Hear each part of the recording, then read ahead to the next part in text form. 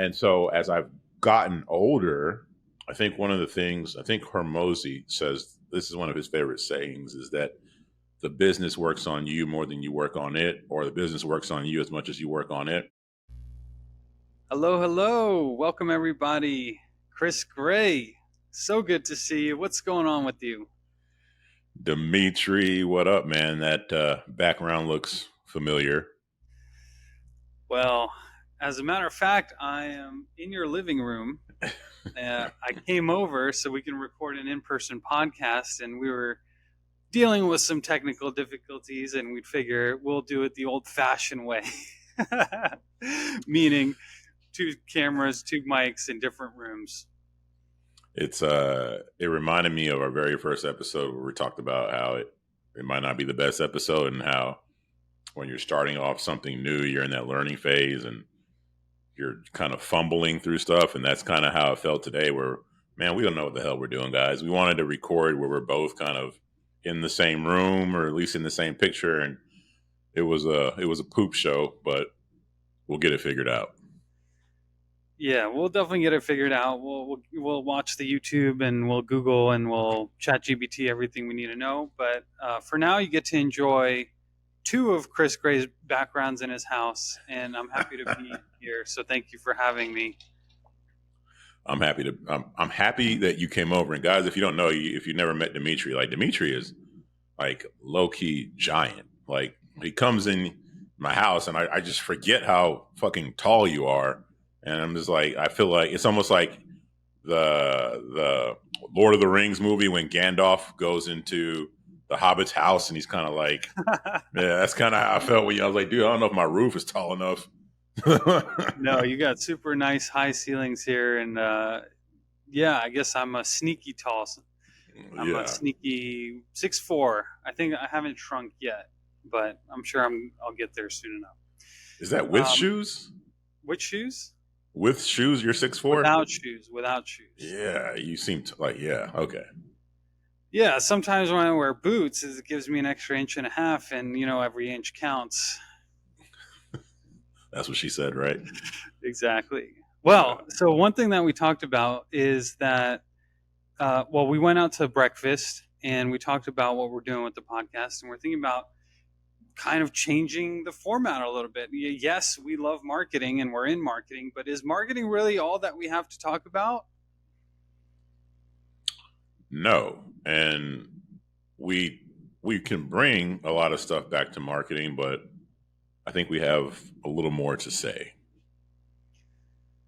I've felt like in all of our episodes, it's just been bursting at the seams at all the different conversations we're wanting to have, but are having difficulty maybe relating back to marketing.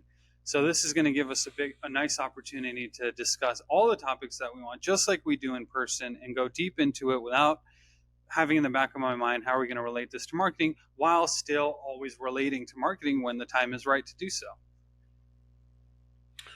I think I like that a lot, and I think it's going to give this show more of a dynamic that I think will be I don't know. I don't know, man. I like the direction. To wrap it up nicely, I like the direction that we're going here.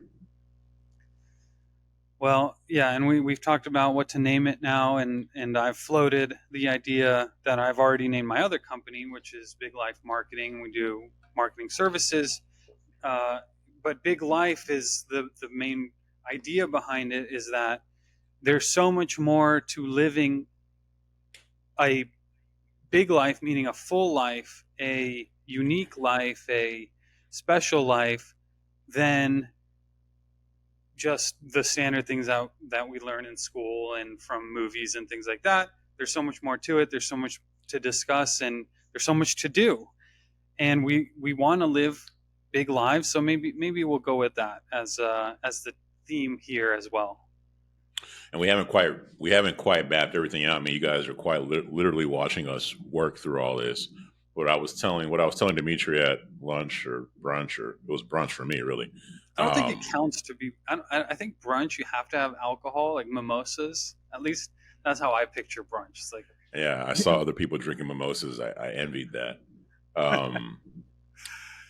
But when it comes, like Dimitri is saying, there's so much to living a life and living a big life. And like I was telling Dimitri at our lunch or brunch or whatever we're going to call it, is that in life for me, there's three areas: there's health, wealth, and love. And I think everything can fall under those three categories. And Dimitri had a counterpoint, which was good, is that everything could just be health. But for the purpose of what I know, health, wealth, and love, I think that this show can touch on those areas of our lives in a way that would help improve lives or be things that we wish we knew 5 or 10 years back or even longer. So I look forward to us figuring it out when we actually figure it out. Yeah, 100%. And by the way, health, wealth, and wellness. No, health, wealth, and love, right? Yes, Health, sir. wealth, and love. Yeah, I mean, it flows and it sounds good. You got to have the power of three in there. And health alone is technically correct because we're talking about health of mind and body and spirit and relationships and all that. Sure, it can go under the umbrella, but it doesn't have quite the same ring. Yeah. Plus, I think I stole it. I stole it somewhere from somebody, right? Marketers taking what works, making it mine. Exactly. There's a really cool variation of live, laugh, love, which is the funny one that a lot of people have in their house, or live, laugh, love. Okay, that's become a cliche, and then a lot of people now, it's kind of like almost a live meme. I didn't think about this before, but it's a meme by taking what already exists, live, laugh, love, and then turning into live, laugh, and then something else. Mm-hmm. And so a lot of wordplay with that. I think the one that it was like a complete non sequitur. It was like, because you expect live, laugh, love, but then it was live, laugh. Oh, well, throw in anything, heavy metal, live, laugh, heavy metal, or like that doesn't flow, but in the context of it, it kind of just becomes a meme.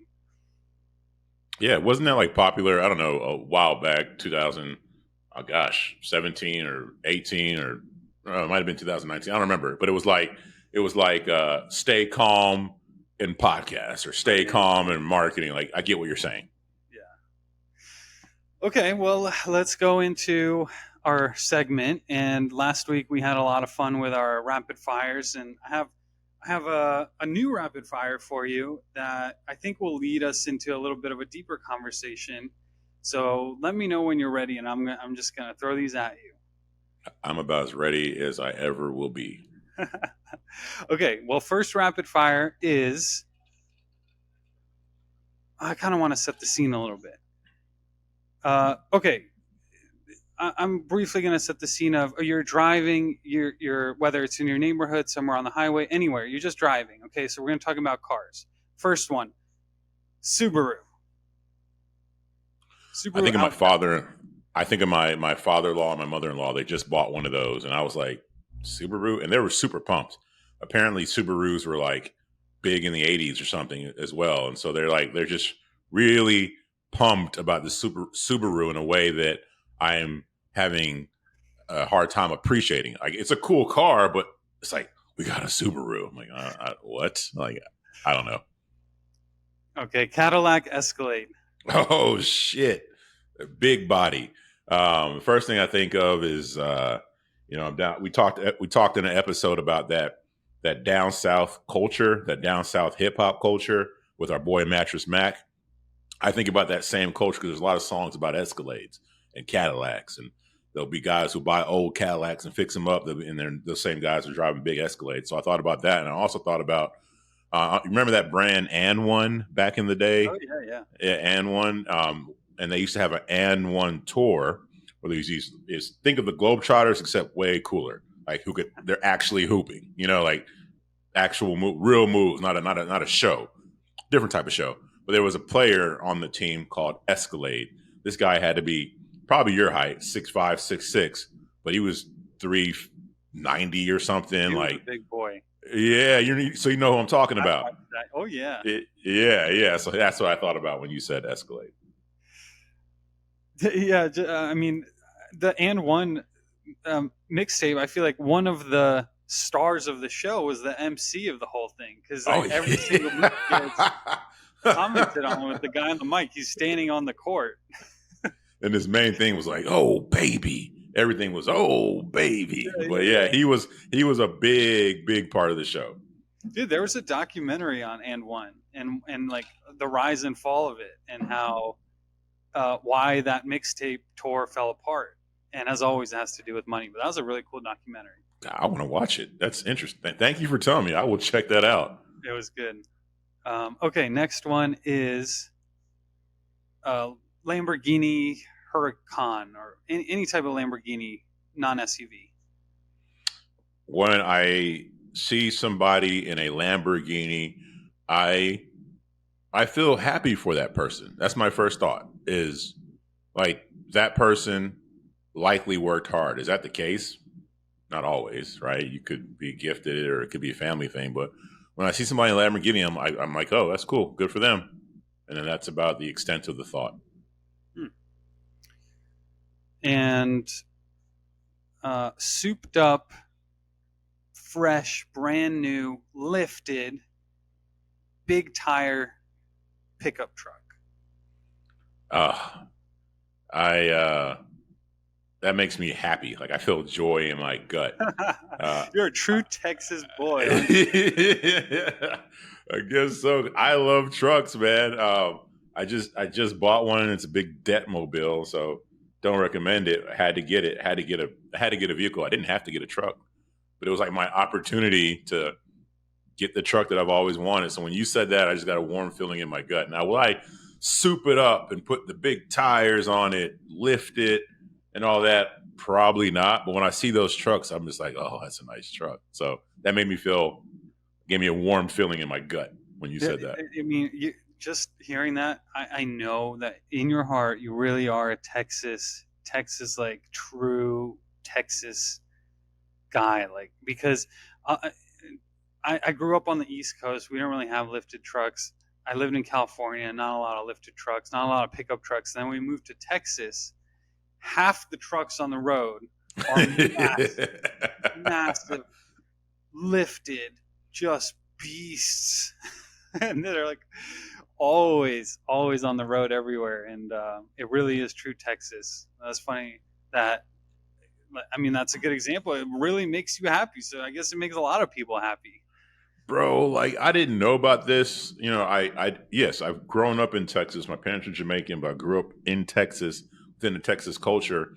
But I never got into like the cowboy country stuff heavy, right? Like I didn't really get into that. As I got older, I had more of appreciation for it. And I married my wife, whose family is all about that life. I've learned a lot. And what I've learned is when you come to Texas and you see a guy with a truck, or girl with a truck like that, big, whatever, all the bells and whistles. If you see, then you look at their clothes and you think they're just wearing like a cowboy hat and boots and jeans, whatever. Some of these people, man, that's like what that souped up truck and the outfit they're wearing is almost like if you went to California and you saw somebody in a very, very nice Mercedes with like Prada and stuff on or something. Like those clothes aren't cheap. Those boots aren't cheap, and everything done to that truck it might look like a regular truck to you. They could have bought a freaking Lamborghini in some cases with what they do to those trucks. Like it's a lot of money, man. Yeah, there is this. I don't know how much you're into country music, but there's this Luke Bryan song where in the music video, I don't remember which song it is, but in the music video is this two buddies. One lives in the city, the big city, and one lives out in the country. And they just want to switch for a day. And so you know, it's literally what you described. The country guy's excited to go out in the city for that one day and drive the Mercedes, and vice versa. The other guy's excited about the pickup truck, and it's a fancy thing. You pull up to the fancy restaurant in your souped up pickup truck. That's not a fashion faux pas by any means. That's the culture. That's showing off. Yeah, that's exactly what it is. Okay, my last one is a 90s era Toyota Corolla, Nissan Altima, Honda Accord, just like kind of a 30-year-old type of mid-range car like that. First thing I thought of was our buddy Kazim Aslam. For you guys who don't know him, he hosts the Perpetual Traffic podcast. And Cosm sold his marketing agency. He did well. And what did Cosm go get? Did he get the Lamborghini, or did he get the souped up truck, or did he go buy a new house or something? No, Cosm went and bought a 1993 or 94 Honda Prelude or something. And I just loved that. That tells you a lot about who he is. But then when you brought up those types of cars, he bought that because it took him back to the 90s, right? Where these cars were like kind of cool, middle class cars. And that made me think of Cosm, and it also made me think of one of my friends on my basketball team whose mom would pick me up for practices or take me home for practices. And she drove it was a Camry. Or it was an Avalon, wasn't it? The Toyota Avalon. Well, Is that Avalon. Now we're getting into like fancy. Yeah. I mean, they weren't fancy people. It just they had an Avalon or something. I remember like just liking that car. So, anyways, I'm just telling you my first thoughts. I thought of Cosm, and I thought of that Avalon, and me riding in it. I'm wondering if Cosm got it if he just doesn't care about the cars, or he like actually likes it, and it's a reminiscing type a thing, or a collector's item type of thing. And I'm probably not really a car guy, so he just has whatever he has. I don't know. I think he likes those vehicles, and also when you read his post, he had a post one time about him going to a big dinner like with a bunch of big names, and they're all, when it came to ordering drinks, people started like showing off, like, I want this blah blah blah wine, I want this da da da. Do you have this type of whiskey? It was all, they're all doing what people do and have a bunch of money and trying to show off with the drinks they're ordering. They got to Cosm, and Cosm said, "Hey, I'll take your cheapest Merlot or your cheapest Cabernet, whatever it is." I like that anti-wealth approach, especially when somebody has money. It's easy and almost liberating to be like, well, I don't care about money when you don't have any fucking money. Like, so it's almost liberating. You could just back off and be like, oh, I don't care about nice vehicles and having a nice house and making sure my family's comfortable, because money's not everything. And money is not everything. And that's true. But then that also makes that person feel better about not doing what it takes to get that. I'm not saying that's always the case. I'm saying in some situations that just makes a person feel better about not working as hard as they could probably work. Right. And then there's other people out there who work their asses off, put all the effort in, and make money. And then when you look at their lives, you would never tell. And I love that shit. I just love that. Yeah, that's such a funny concept that you can't use the anti-money argument unless you have the money. But you kind of see this with tech billionaires, and the whole hoodie movement. And now more and more people are wearing hoodies. Now everyone's wearing hoodies to business meetings, which I think is semi-lame. But it's the anti-money signaling. But only if you have money. If you're wearing a hoodie and you have no money, well, hey, you better, it doesn't work. It's not the right signaling. Exactly. This is a really interesting topic, which I think is what we need to get into. But I want to ask you first, and now a more personal question, and specifically about. Let me just ask the question. So this is the first time that I've come over to your house, and I pulled up into your driveway.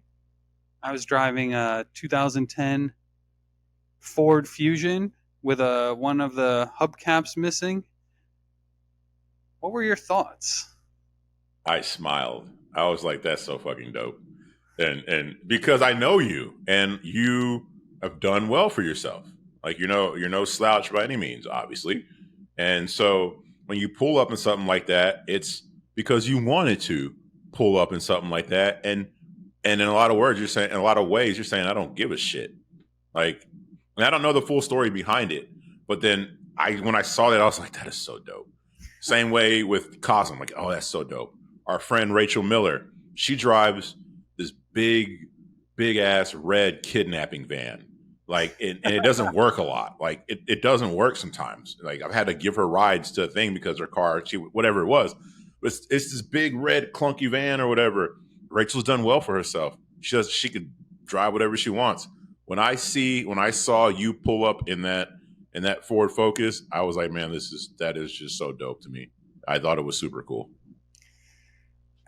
Well, I guess there's. I mean, this is a true thing. It's if you've made it, then you can drive whatever you want, whether it's fancy or not. But you have to make it first to a certain degree. I don't think any Yes. of us have made it to the extent that we're hoping to achieve at some point in the future. Although that's another topic for discussion altogether. Okay, well, that's an interesting thing, and well, I'll tell you how I felt. We actually have two cars, and I just bought my first car ever last year, and I gotta admit, it's a fancy car. It it was so expensive that the bank did not want to lease it to me, or the dealership, they didn't want to lease it to me because I had never taken out a loan for anything before. And even though I had excellent credit, they're like, no one's ever done this at our dealer.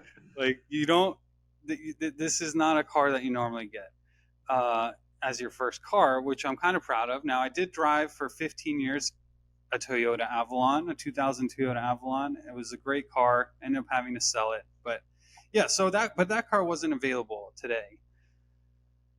So I took our old one that we've been using, my wife's old car from 2010. So I will say that I think, like,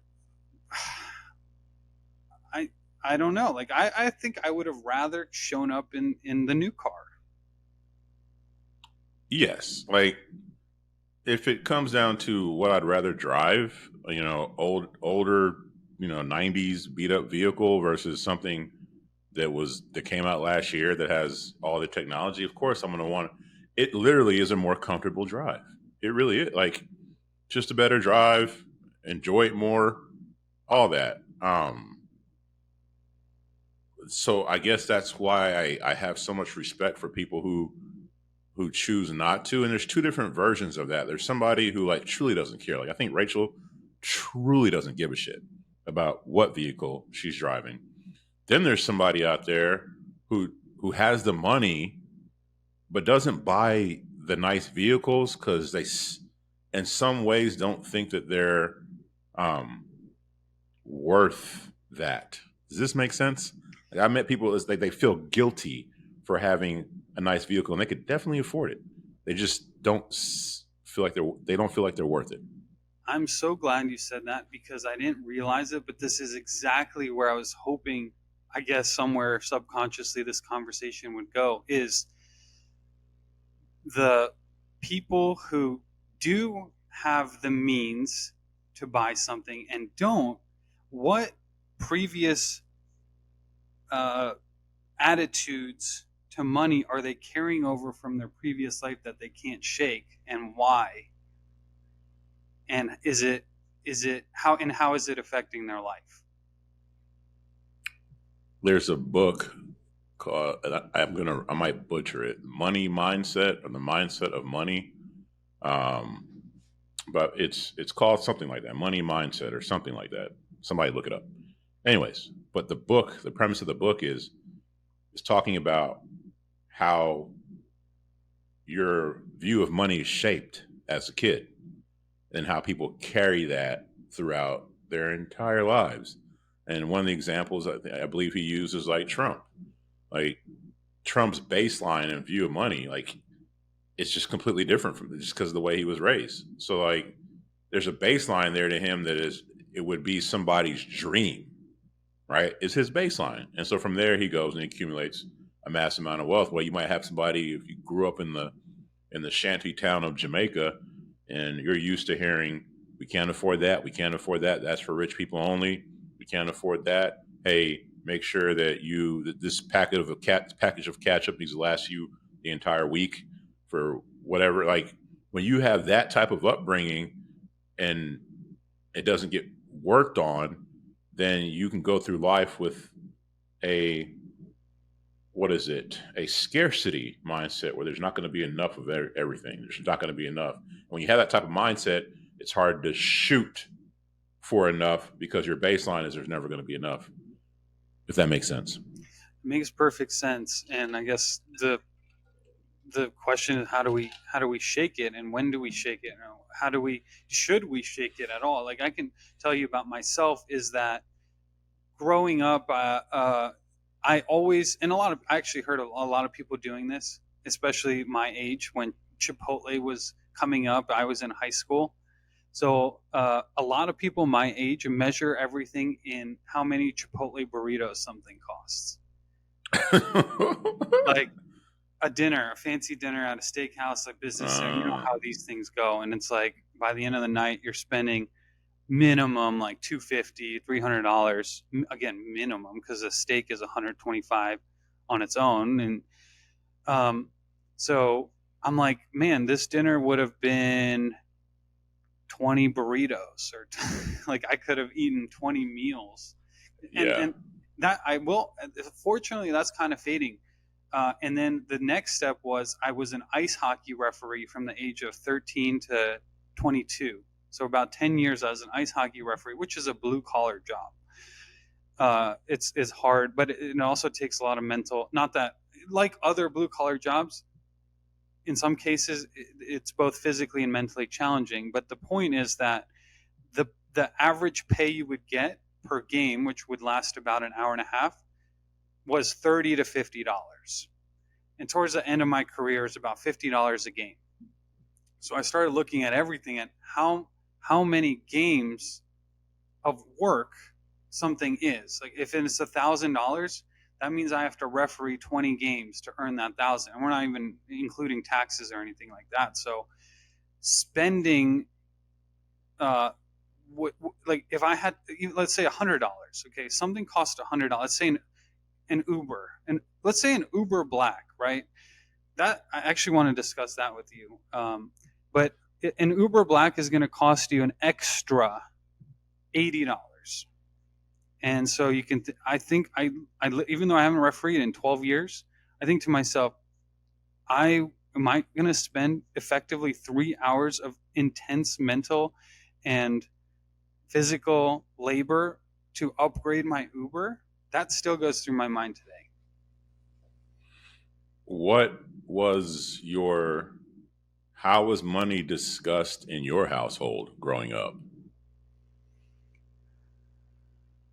Money was, there's never enough money.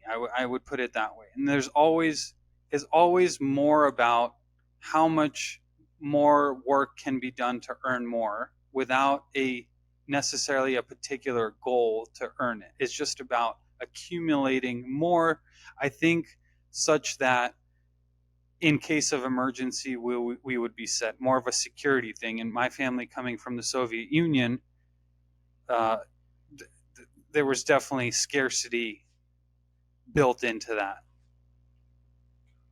How do you think, like, we're first generation, right? Your parents came from the Soviet Union. My parents came from Jamaica. Um, is there a difference in the mindset of money with your standard immigrant, somebody who came here with nothing essentially, versus an American who grew up here? I think there's a huge difference. Immigrants are always saving, saving, saving, trying to earn more, spending more time to earn more, spending more time at work. And that's part of the reason they're more successful, because they're not used to a social safety net, and they have a work ethic, and they they don't want themselves or their family to be live in squalor, which is possible. In America, we do have social safety nets, and I think we're more likely to just let things be as they may, and kind of be lazy about it. I think there is a big difference in immigrant mindset, but with that comes the cost of not really enjoying yourself while you're trying to keep earning. I agree with that. And to add to it, I think that my college professor, I believe he was African or his parents were African. And he said a point that always stuck with me, where the people he said the people who immigrate or who migrate to America have a higher likelihood to be motivated. Not everybody who comes over here is motivated, but they have a higher likelihood because this is somebody who, in a lot of situations, against all odds, did whatever it took to come here and get a better life. So when they're here, they're about trying to do whatever it takes to get a better life. They'll work the job that you don't want to work. They'll work 3 of those jobs at once. I've seen it. Yeah. Yeah, I think also that needs to be separated because people are different and they can have different motivations and different expectations. And immigrants can be categorized into one group. They can also be split up into two or several. One being the ones who do come here to earn a better life, and another group that may see a way to take advantage of a system and not Oh necessarily yeah. earn it, but just to get a better life. And so there is definitely a difference in those So, two. but if that person came here to say, I lived in McAllen, Texas. Texas. This is it's a border town, South Texas. It's basically Mexico. I lived there for a year or so, and McAllen had the highest rate of Social Security fraud or Medicare fraud. One of those frauds, they led the nation in that. Um, and so, but here's a question: you if you got off your butt in a country that wasn't really working for you to go take advantage of a system that would work for you, are you not motivated? You are motivated more than the people who stayed behind and didn't work for. You are motivated than some people, and then less motivated than other people. Because to take advantage of a system, you are still capped out at a certain point, and Yes. maybe that point is more than enough for you, or enough for you. And so, yes, those people are more motivated. Now, I would be interested in floating, and this is kind of maybe a side note for later in this episode or another episode, but I think there are other influences that affect who and where and why people are coming over. Maybe it's not even their idea, and there are certain interests that may be pushing people in a certain direction and selling a dream, which may or may not come true. Uh, so, I mean, that's kind of, I don't know if I explain that in a way that anybody can understand what I just said, but Say it I, again. I just want to say that, like, I always want to keep the other uh, possibilities in mind. I need to rephrase this some way. So let me think about it while you respond. I think going back to what I was saying with the um, people, it makes me think of like, all right, let's think of this is not quite the best example as the example I have, where like if you look at some of your most notorious criminals, um, they're brilliant. Some of them are brilliant and phenomenal leaders. Uh, you can even say like I am obviously against anything that Hitler has to do or has to do with, and Nazis, and we are just by default on opposite sides. But like you can't sit there and say Hitler wasn't a good leader. He freaking he coerced or coerced, whatever that word is, a whole nation. Yeah, a whole nation. So kind of, several, like thousands of degrees removed from that, if somebody came over here and had the motivation to get over here despite all the odds to take advantage of a system, that person, had they channel that energy right, probably is capable of doing a lot of great things or better things just as a criminal who was super smart. They just channel that energy right, or if Hitler channeled it differently, you could have done big things and have a much better reputation. Yeah, I heard somewhere that drive and intelligence are gifts that can be that are actually some of the most dangerous things that you can be in possession of, because while intelligence is great, if used in an immoral way, you have so much leverage because of your intelligence to do bad things. And I think that, I guess, going back to last week's episode of religion, I think somewhere in the book, in the in the Bible, it does talk about that. But I'm not sure, and maybe one day we'll have like some kind of theologist on here to help That clear would be, some yeah, things up for us. that would be fun. A point. Well, actually, first I wanted to ask you, how do you view money, and how has that changed over time? I grew up in a household that was definitely lacking. My parents were Jamaican immigrants in Texas, which wasn't the most culturally advanced. Like, we grew up in Austin, but Austin was like weird, right? Keep Austin weird. Even when I was growing up in Austin, we had that weird thing, but it wasn't like it is today, where it's like a little, like a mini California. It wasn't that advanced. So, anyways, I'm saying that to say this: that my parents were Jamaican, so you're not only are you black and you're different, but you're culturally different from any other, like African American and the Jamaicans are very different, and so we had that difference, right? Which made us stand out a little bit.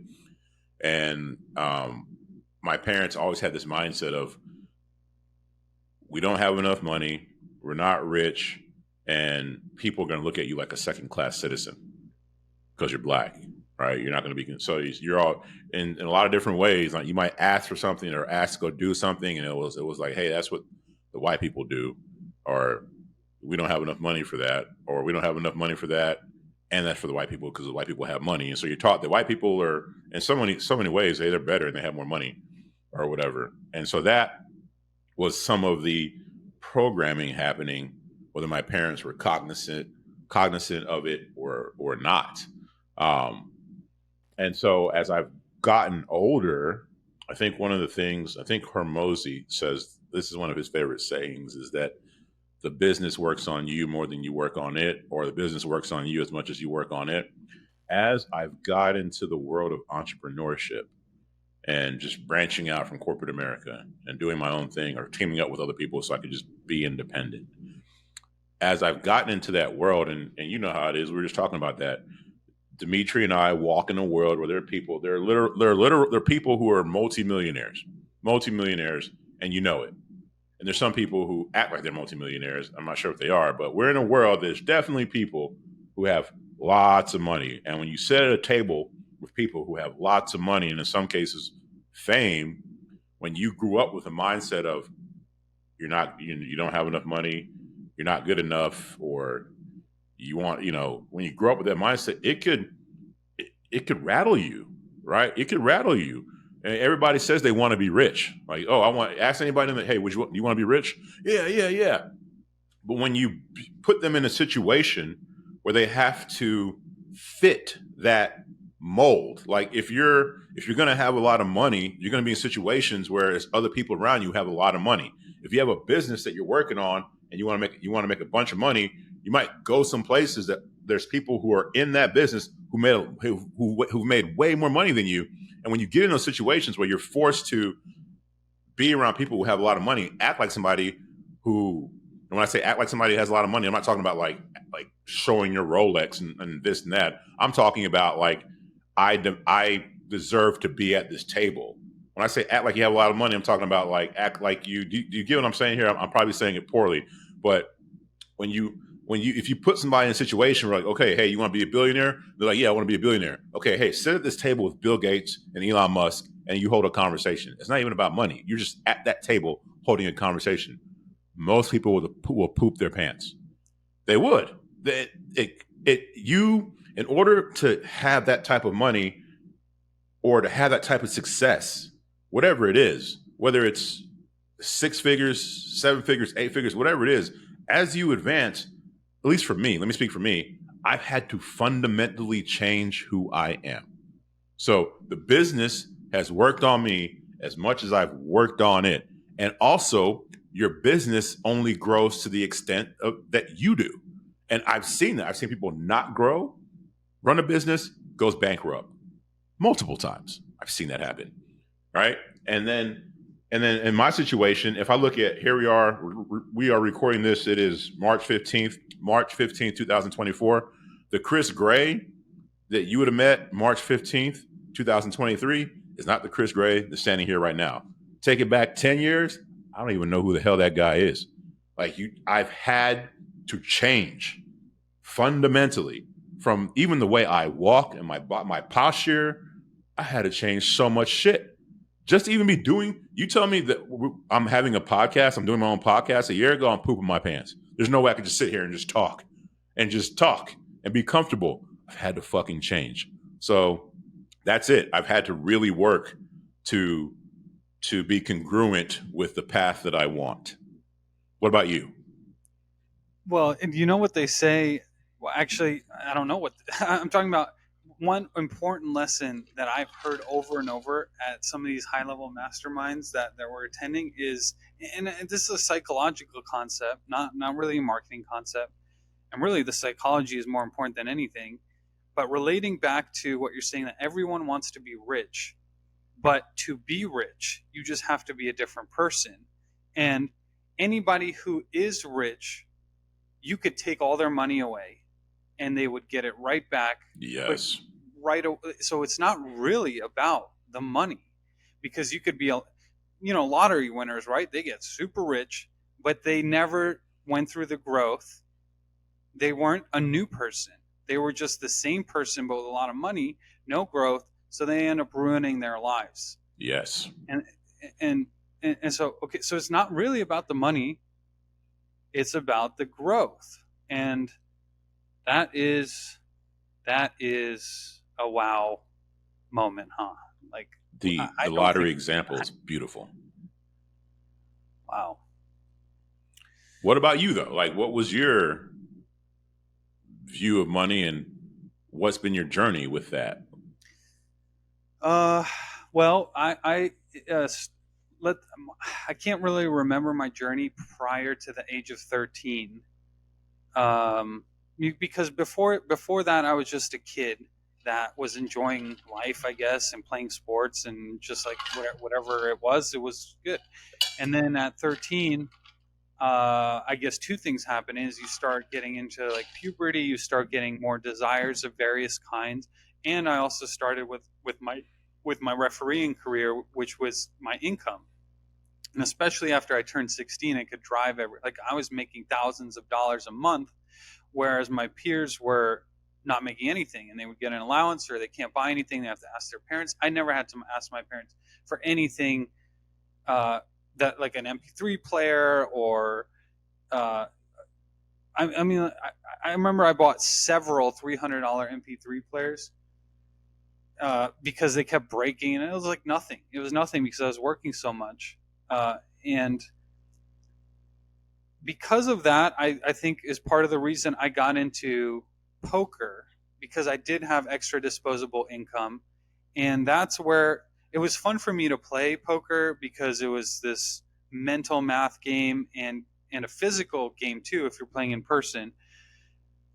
And like you could I guess the dream was, and but this is more of a gambling thing, is that you can multiply your money fast, get rich quick, right? And no, that never happens, although like it did happen. Like, in high school I was playing, I had thousands of dollars at a time on a table or on several tables when I was playing online, Man. whereas most people didn't have any $10 to scratch together as high school students. And that got into tens of thousands of dollars, huge swings. And one of the things I guess that stemmed from that is that although I kept my scarcity mindset to some degree, I also learned about the other mindset, and like for example, the Trump mindset that I think you're referring to, is that money is a tool, and I think that's the biggest difference. Is the people who only look at money as a means of, like, you have to put in work and get back money to buy food and shelter. That's the only thing money can be used for. Versus money is the most effective way to multiply your money, is using it as a tool, as leverage, as so. And I think, Rich Dad Poor Dad teaches this. Like, you gotta put your money to work effectively. You gotta use your money. Don't be afraid of money. I was telling you recently that I spent the most I've ever spent for consulting, for a 1 hour consulting, where I don't even know if I can tell you the price, but is what I mean. Like, I guess this is old me still in this. Like, old me, which exists in me, it still exists in me. Can't believe, like, I can't believe that was spent for 1 hour of consultation. And by the way, is in the multiple four-figure range. But on the other side of me, new me knows that it's an investment because I'm going to make that back multiple times over. But that is a big bridge that's a big gap to bridge. Yes, I completely agree. And to relate to that, that's how I felt with, Dimitri and I are in masterminds. I'm in like three of them right now. You, at one point, what were the most masterminds you've ever been in, Dimitri? Do you remember? I had 3 as well. These masterminds aren't cheap by any means, by any means. And if you'd have told me, even a year ago that, hey, Chris, next year you're going to be part of 3 high level masterminds, I'd have, like, when you total how much it costs to be in those, that's a good salary for somebody. Like, it's up there. And it's not because I go in there, like, for example, one of the masterminds, me and Dmitri are partners, and so we're able to split the cost. It's not like I paid entire, like, but it's still a lot of money. Like, it's not chump change by any means. And it's hard. It was hard for me to be like, at first, like, to spend that amount of money just to, like, go meet people and go to meetings and learn stuff. Like, I don't think I would have done that 10 years ago had I had the money. There's no way. But now, to your point, it's like being in these circles will lead to growth. Look at this. You and I became friends because we met at a mastermind. Like, where this is, so yeah, it's not just about, hey, I put in, X amount, XK in there, and I should get that back plus this. That can happen, and that does happen a lot. But it's also like, I put XK in, and I got some stuff out of it that's invaluable. I made friends. I on a podcast, which is allowing me to learn how to talk publicly and riff off. There's some of these lessons that are not as objective.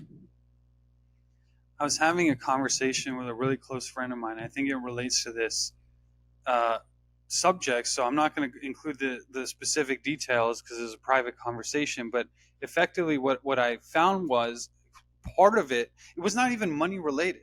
But now that we're having this conversation, I feel the money part of it coming into play when you mention the masterminds. And it's an expensive investment, but it is a shortcut into growth of some kind. There's no guarantee of what it's going to be, but it's a shortcut into growth. Now, everyone knows they want growth. Everyone knows they want growth. But the path to getting it may be limited by your view of money, where if you don't want to pay the $300 ticket, instead you'll think, I'll just go to the local bars and see who I can meet, and maybe they're in my same industry, and you probably end up spending literally the same amount of money on your bar tab anyway, but that's when you're inebriated and you're not worried about that as much. Like, this is a financial advice for everyone. Not really. I'm just kidding. Obviously, this is not financial advice, entertainment purposes only. But as a joke, financial advice is when you're getting drunk, instead of spending your money on extra drinks or fancy alcohol, that when you're drunk, go buy your event tickets to go to the events. Otherwise, you're not ready to commit to do, because that they're going to shortcut you into growth, meeting the people that you're wanting to meet. It's again, money is stopping you from hitting it, and at the same time, you might be spending thousands and thousands of dollars on a trip impromptu, which is great sometimes. You want to be spontaneous sometimes, but um, it doesn't make sense logically. You are so right with the the the the biggest growth I've had. I got into the marketing. I was in corporate America for 13 years or whatever. And towards the end of that, like the last 4 of that 13 years, I was learning marketing. Like go work at home, right? Um, and then when I'm done, or go work, and then when I go home, work on marketing. Then go back to work and come home and work on marketing, or go back to work, finish my work as fast as I possibly can, and work on marketing at work and at home. So I did that for 4 years, learning, learning, learning. The most, and now here we are. I don't know. I've been in this game for about 8 years now, 7 8 years, and the biggest leaps that I've had, biggest shortcuts, biggest opportunities that I've had have all been because I met somebody somewhere who became a really close friend, or we had some kind of mutual interest or something. But I invested in going to an event, or my very first event, Dmitri. I couldn't even afford it.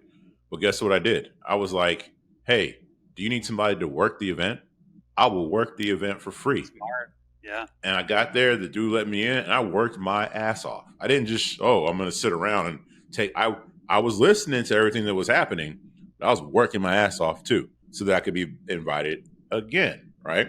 But my point here is that anytime I've taken the time to invest in a community to better myself, I've met somebody or met someone or learned something that gave me a leap, not just an incremental change, an exponential change.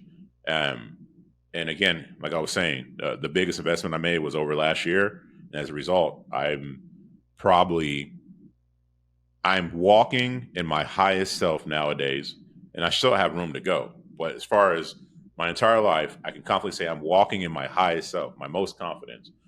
And it's because I've had to change as a person. And part of that was going to being at those tables with people who are more advanced to me in business, and knowing that I belong at that table, regardless of the income level. Yeah. Well, just one point on the working the room. I feel like you just revealed a mega hack. It is a mega hack. I actually thought about that before, where I'm paying 30K or whatever to be in a room for a year, or whatever the entry fee is. And meanwhile, the photographer, the audio people, they're getting paid to be in that room. I'm like, and they're not paying attention. What are you doing? I see them just on their phones when they're not actively. Oh, wow, you're really missing out on that. That's a great hack. Um, Such a good point. yeah, like, well, come on, it's use it. But it's another point is that when you don't pay for something, oftentimes you don't really appreciate what you have. Yeah, people are, and I know exactly what you're talking about. There's rooms of people who are in the room, all have $1 million businesses, all of them, right? And and a lot of them are brilliant. And to your point, you look around, and the photographer or the whoever it is, they don't give a shit. They're just on their phone or whatever it is. And so but it is a mega hat. If you could look, either you find a way to get in that room that provides value to somebody, or you invest to be in those rooms. And man, just the friendships alone and the connections, I can't, I know I'm kind of beating a dead horse here, but it really has changed my life. Yeah, so to fit in at the table, you don't have to be necessarily at everyone's level, and there's going to be different levels. You have to hit a certain minimum threshold. But I think people like having some people that they can help bring along, as long as you are not a beginner and you can hold your own in some respect, and they can offer their advice and even get something back in return. Like there always has to be a reciprocal relationship for it to work over a long period of time. So there has to, but it's so healthy, because at the same time, other people are pulling you up, you're pulling other people up, you have people at the same level as you, and it's just fun for everyone. I agree. One of the things I don't know why I just thought about this, but I'll give you an example. That very first event I went to, I met my business partner, my today business partner, a guy who helped change my life. And at this event, it's all about money. This is all about, hey, what tactic can I do to get more money? it was an affiliate, dirty affiliate type stuff. And so all about money. That's all the side conversations. It's all a bunch of people puffing their chests out, every flashing. It's all superficial, right? All superficial. I didn't know what the hell I was getting into. I had no clue. I was like, man, this is nuts, right?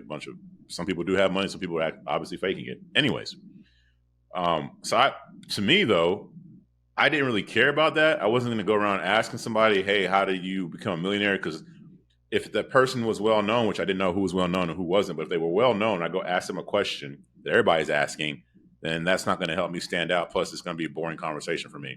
At that time, I was struggling with prioritizing my family with business, something I'm still working on to this day.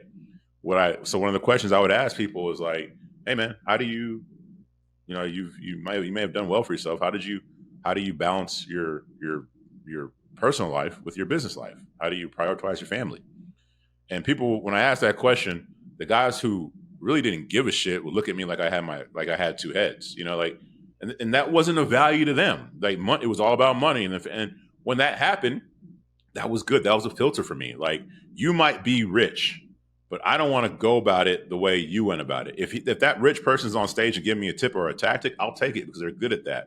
But if we're just talking one-on-one, like me and Dmitri, that's somebody I'm not going to want to hang out with. Our values are not aligned. But then when I asked that question to somebody I didn't even know, now he's my business partner, ultra successful, but they're not used to that type of question. We're connecting as humans now, and we're just talking. And then we hit it off.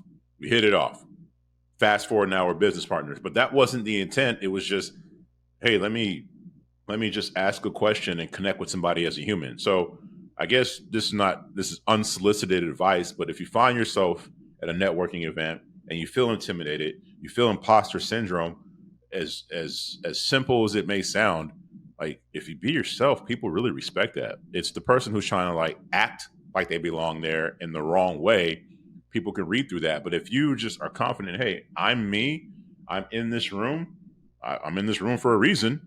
All right, well, let me just find people to connect with. However you connect, you're going to filter out some people and find the ones that vibe with you.